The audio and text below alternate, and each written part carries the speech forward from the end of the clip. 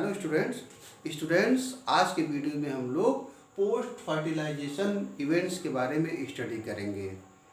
Post fertilisation events का मतलब क्या होता है कि जो घटनाएं फर्टिलाइजेशन की क्रिया के बाद पौधों में होती हैं उन सभी घटनाओं को सम्मिलित रूप से पोस्ट फर्टिलाइजेशन इवेंट्स कहा जाता है।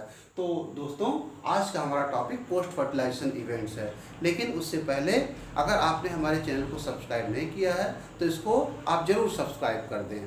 तो दोस्तों अब हम आगे बात करते हैं इस पर।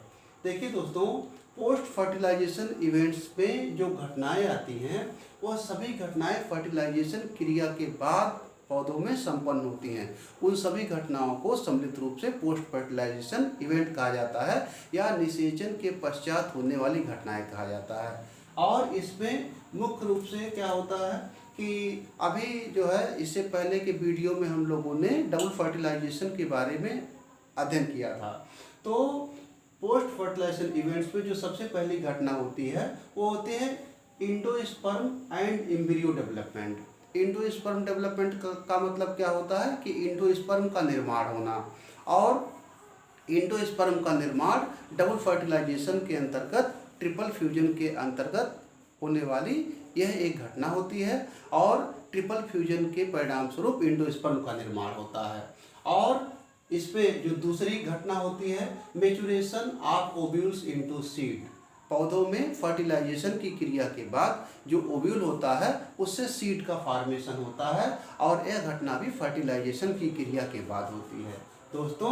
और इसमें जो तीसरी घटना होती है maturation of ovary into fruit. Fertilisation की क्रिया के बाद जो ओवरी होता है उससे फ्रूट का निर्माण होता है, फल का निर्माण होता है। तो इस प्रकार से यह तीन घटनाएं होती हैं फर्टिलाइजेशन की क्रिया के बाद पौधों में। इसमें पहला इंडोस्पर्म डेवलपमेंट, एम्ब्रियो डेवलपमेंट और सीड का डेवलपमेंट, और ओवरी से फ्रूट का निर्माण या फ्रूट का डेवलपमेंट, ये घटनाएं होती हैं।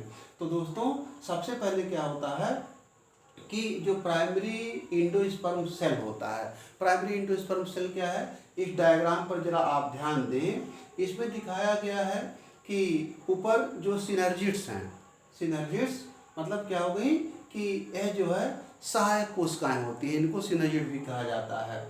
और इसमें जो एक सेल होता है उससे जब मेल गैमीट मिलता है तो इसको सिनगैमी कहा जाता है या इसको फर्टिलाइजेशन कहा जाता है। और सिनगैमी की क्रिया के बाद क्या होता है कि यहाँ पर जो संरचना बनती है उसको जाइगोट कहा जाता है।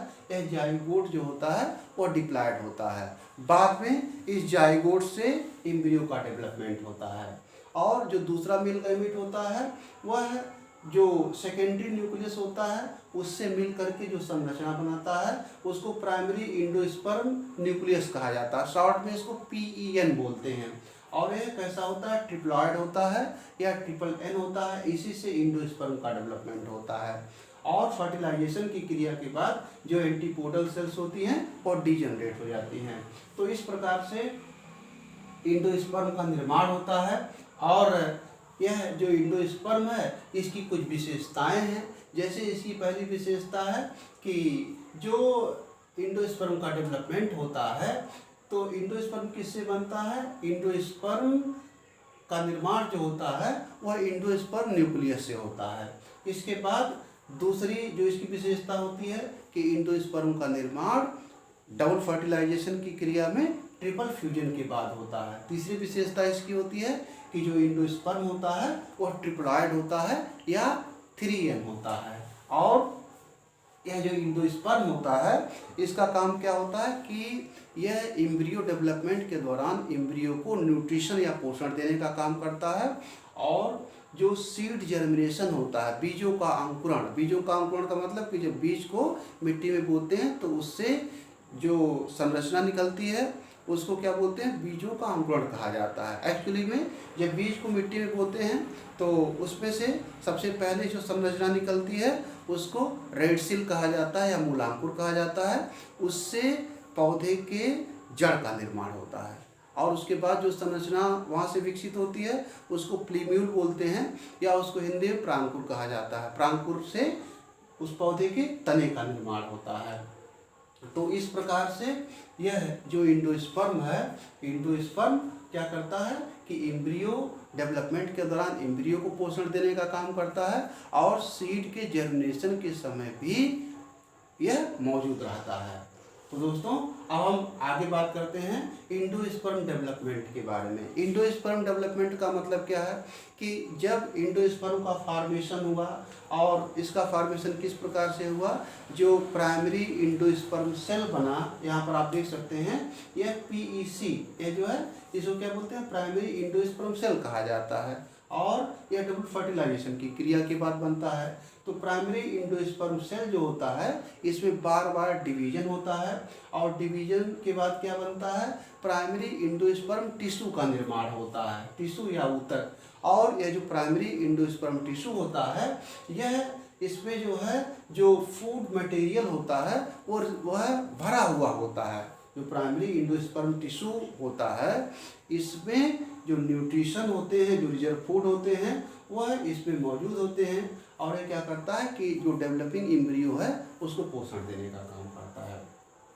तो एंडोस्पर्म डेवलपमेंट दो प्रकार का होता है, एक होता है फ्री न्यूक्लियर एंडोस्पर्म, दूसरा होता है cellular endosperm. Free nuclear endosperm के डेवलपमेंट में क्या होता है कि इस प्रकार के एम्ब्रियो डेवलपमेंट में जो प्राइमरी एंडोस्पर्म न्यूक्लियस होता है, प्राइमरी एंडोस्पर्म न्यूक्लियस में बार बार डिवीजन होता है, और इस डिवीजन से क्या होता है कि यहाँ पर न्यूक्लियस की संख्या बढ़ती जाती है, और इसमें जो न्यूक्लियस या जो केंद्रक होते हैं उनकी संख्या हजारों में हो जाती है। और इस प्रकार से क्या होता है कि इसमें बीच में एक रिक्तिका बन जाती है। बाद में क्या होता है कि जितने केंद्रक यहाँ पर बनते हैं वो सभी केंद्रक इस प्रकार के, मतलब फ्री न्यूक्लियर एंडोस्पर्म में वो सभी केंद्रक परिधि में आ जाते हैं, और इस प्रकार से यह जो एंडोस्पर्म होता है वह बहुकेंद्रकीय होता है। बाद में जो रिक्तिका इसमें होती है वो समाप्त हो जाती है।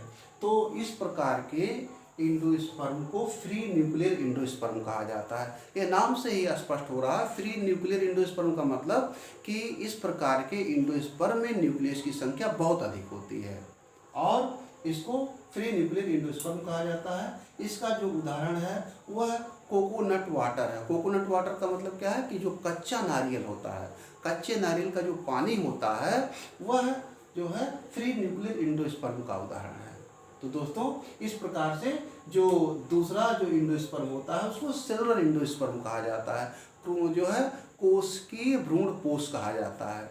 और कोशिकीय भ्रूणपोष का मतलब क्या होता है कि इस प्रकार के एंडोस्पर्म डेवलपमेंट में जब न्यूक्लियस का डिवीजन होता है तो हर एक न्यूक्लियस के डिवीजन के पश्चात क्या होता है कि इसमें सेल वॉल का फॉर्मेशन होता है, और सेल वॉल का फॉर्मेशन होने से क्या होता है कि इसमें न्यूक्लियस के चारों तरफ जो है एक सेल बन जाती है, एक सेल मेम्ब्रेन बन जाती है, और इस प्रकार से क्या होता है कि एक एंडोस्पर्म के अंदर बहुत सारे सेल हो जाते हैं। तो इस प्रकार से इसको सेलुलर एंडोस्पर्म कहा जाता है। सेलुलर एंडोस्पर्म का मतलब है, इसको हिंदी में कोशिकीय भ्रूणपोष कहा जाता है, और जब एक एंडोस्पर्म में प्रत्येक न्यूक्लियर डिवीजन के पश्चात उसमें सेल वॉल का फॉर्मेशन हो जाए और उसमें कोशिकाएं अलग अलग हो जाएं, तो इसको कोशिकीय एंडोस्पर्म या सेलुलर एंडोस्पर्म कहा जाता है। इसका जो उदाहरण है, तो जो नारियल होता है, नारियल में जो पानी होता है उसके चारों तरफ जो गूदा होता है जिसको गरी कहा जाता है, जो सफ़ेद कलर का होता है गरी, उसको क्या कहा जाता है, सेलुलर एंडोस्पर्म कहा जाता है। यह सेलुलर एंडोस्पर्म का उदाहरण है। तो इस प्रकार से एंडोस्पर्म डेवलपमेंट दो प्रकार का होता है दोस्तों।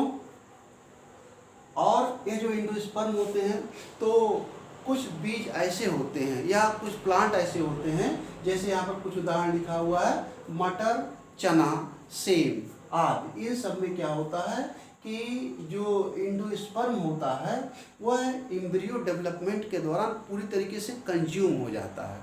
इसका क्या अर्थ हुआ कि चना, सेब, मटर आदि पौधों में जब एम्ब्रियो का डेवलपमेंट हो रहा होता है तो उस समय उसमें जो एंडोस्पर्म या जो भ्रूणपोष मौजूद होता है यह पूरी तरीके से उस डेवलपिंग एम्ब्रियो के द्वारा कंज्यूम कर लिया जाता है, खपत कर लिया जाता है, और इस प्रकार से उसमें जो एंडोस्पर्म होता है वह शेष नहीं बचता है।